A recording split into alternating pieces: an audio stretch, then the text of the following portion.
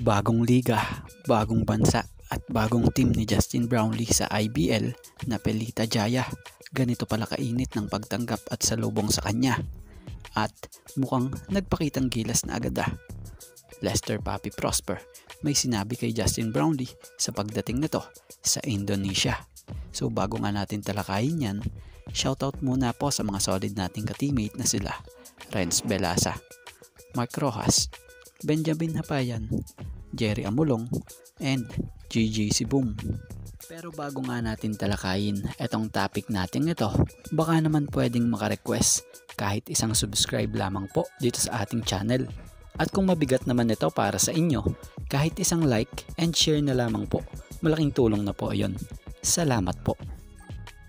So sa paglapag pa lang ni Justin Brownlee sa Indonesia, mainit na nga agad itong sinalubong ng team official ng Pelita Jaya, Jakarta, kung saan makikita pa sa nilabas nilang video footage na nagpa-flex mga po ng t-shirt ang team ng Pelita Jaya.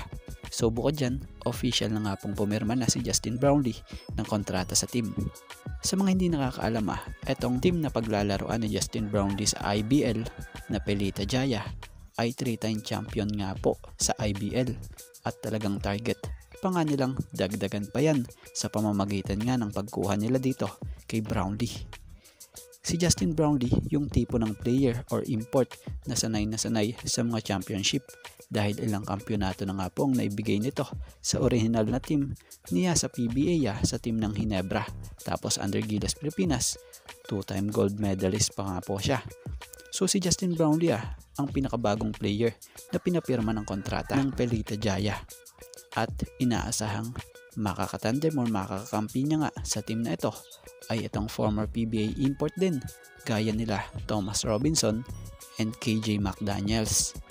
So sa pagkuha ng Pelita Jaya sa kanya, inaasahan ang solidong performance nito gaya ng ginagawa niya sa Gilas Pilipinas at sa PBA para sa team ng Barangay Ginebra San Miguel.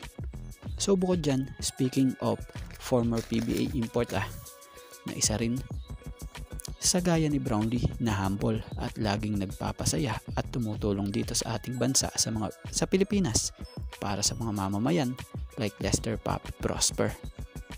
Natuwa nga itong si Prosper nang dumating sa Indonesia si Brownlee.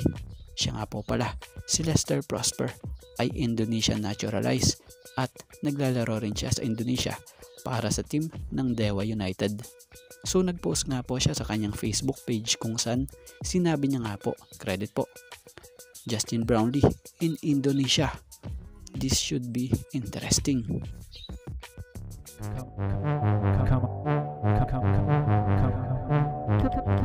Come on.